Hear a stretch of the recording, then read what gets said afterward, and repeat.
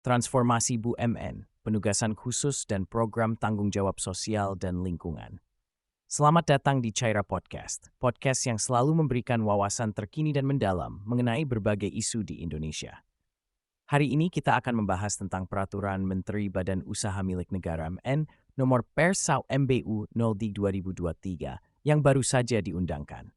Peraturan ini menyentuh dua aspek penting, penugasan khusus dan program tanggung jawab sosial dan GSL BUMN.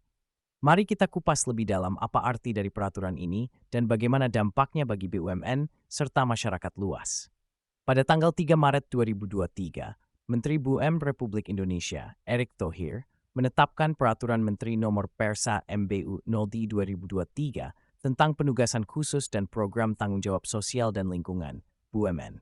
Peraturan ini diundangkan pada tanggal 24 Maret 2023 dan menjadi landasan hukum bagi BUMN dalam menjalankan fungsi kemanfaatan umum dan riset serta inovasi nasional.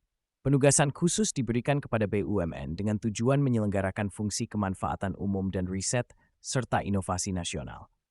Peraturan ini mengatur mekanisme pelaksanaan penugasan khusus yang mencakup perencanaan, penetapan, pelaksanaan, dan pelaporan.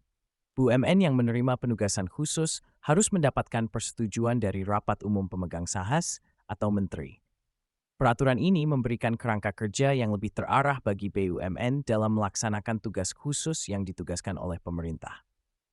Mekanisme kompensasi yang diatur dalam peraturan ini juga memastikan bahwa BUMN tidak akan dirugikan secara finansial ketika menjalankan penugasan khusus yang tidak visible secara finansial.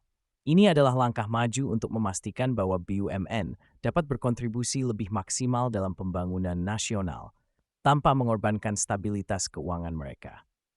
Selain penugasan khusus, peraturan ini juga mengatur program tanggung jawab sosial dan lingkungan (MMN).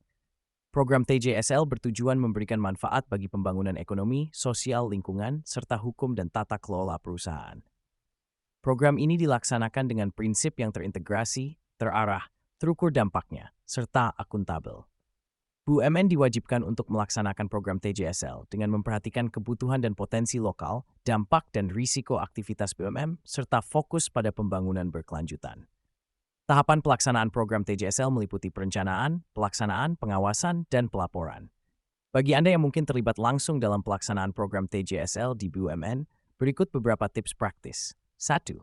Pastikan bahwa semua rencana program TJSL disusun dengan kajian yang mendalam dan mempertimbangkan semua aspek terkait, termasuk potensi dampak dan risiko. 2. Laksanakan program dengan metode yang jelas dan terukur dampaknya agar hasilnya dapat dievaluasi dengan baik. 3. Selalu lakukan pengawasan ketat terhadap pelaksanaan program untuk memastikan bahwa semua berjalan sesuai rencana dan tidak ada penyimpangan. 4. Buat laporan yang transparan dan akuntabel untuk menjaga kepercayaan pemangku kepentingan dan masyarakat. Demikianlah pembahasan kita tentang Peraturan Menteri BUMN Nomor Per1 MBU 03/2023.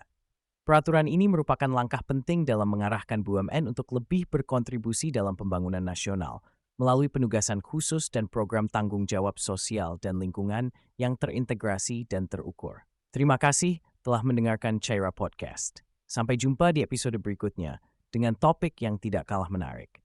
Selalu tetap update dan bijak dalam menyikapi setiap perubahan.